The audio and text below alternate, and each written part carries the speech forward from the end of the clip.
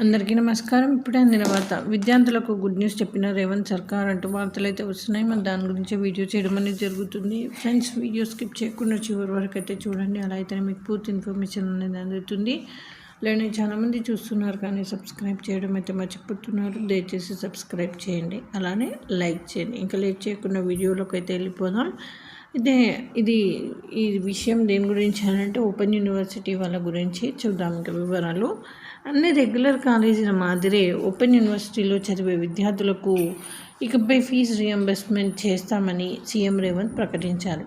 హైదరాబాద్లోని doctor Ambedkar open యూనివర్సిటీలో సమావేశం సందర్భంగా ఈ ప్రకటన చేశారు. ఓపెన్ యూనివర్సిటీలో ఫీజులు చాలా తక్కువే ఉంటాయని, ఇది ప్రభుత్వానికి పెద్ద భారమేమీ కాదన్నారు.